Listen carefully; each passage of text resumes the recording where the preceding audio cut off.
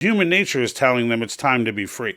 And I hope and I pray that they're successful in their venture and their quest to be free.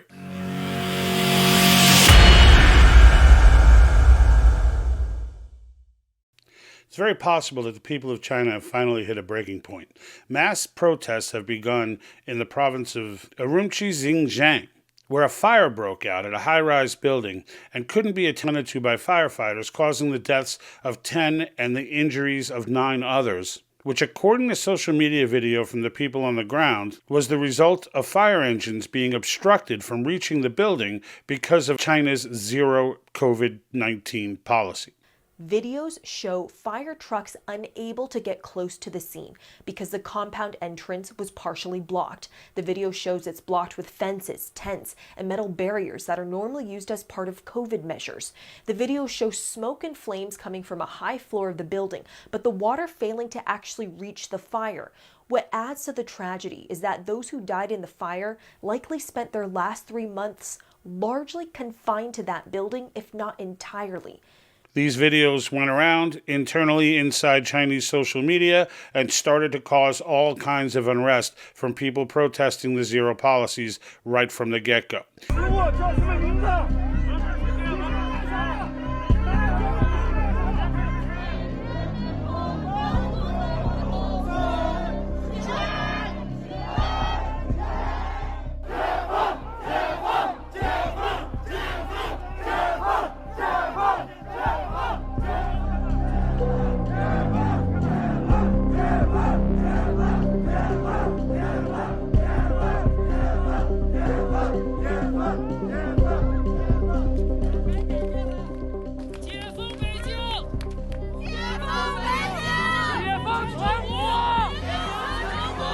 They've been in lockdown for quite some time. There are some 400 million citizens in China who are in lockdown currently, and some of the restrictions were eased at the beginning of the protest, but not many, and the feel on the ground is that it's still in play and that not much has changed.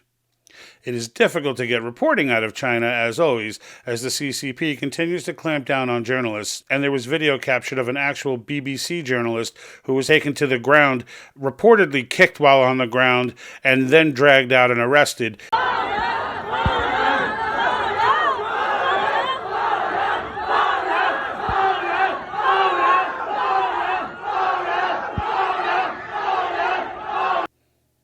This was BBC reporter Edward Lawrence, who was eventually released hours after being arrested, the footage here of him actually being taken into custody. There are other reports of journalists being harassed and arrested, most of which, though, were left alone once they were found out they were journalists, but the opportunity to get information out of China is a different animal. Now, with the crowds chanting things like "down with Xi Jingping," it could be not that long from now that these protests start to get violently put to a halt. The question's going to be, how big is this going to grow? How angry are they?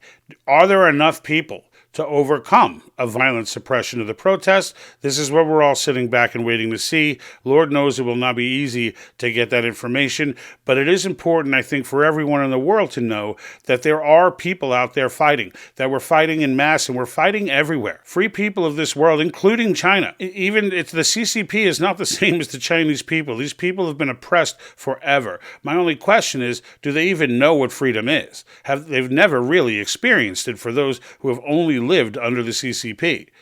Whether it be their parents, their grandparents, generations have lived under this type of oppression. But human nature is telling them it's time to be free. And I hope and I pray that they're successful in their venture and their quest to be free. There is no means for these people to legally or constitutionally try and restrict power from their federal government. They're on their own. They're going to have to fight this one out. And that takes a lot more than just trying to write your congressman.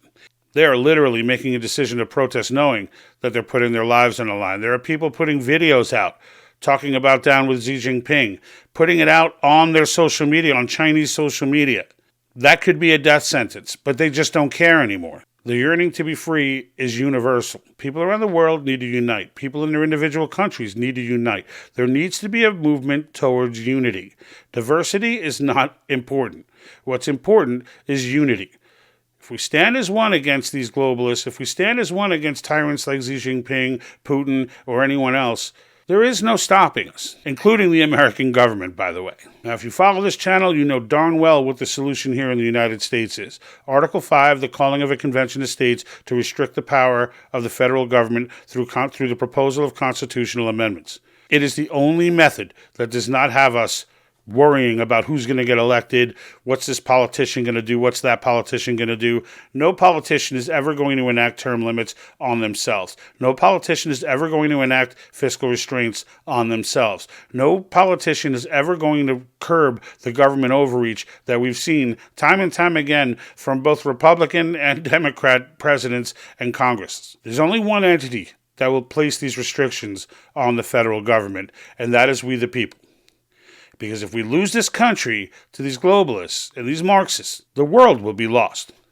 And to those in other nations who can't directly contribute to Article 5, stay on with your protests. Whether it's Yellow Jackets or whatever it is, whatever country you're in and whatever the movement is, stay engaged. Because it's important that we set the world stage on fire with freedom. It's imperative that happens, that it all be done in unison so that they can't pinpoint any one country and say this one is a problem. In the meantime, we in the States will continue this Article 5 fight. There's a lot of good news coming down the pike regarding Article 5 and the prospects for 2023.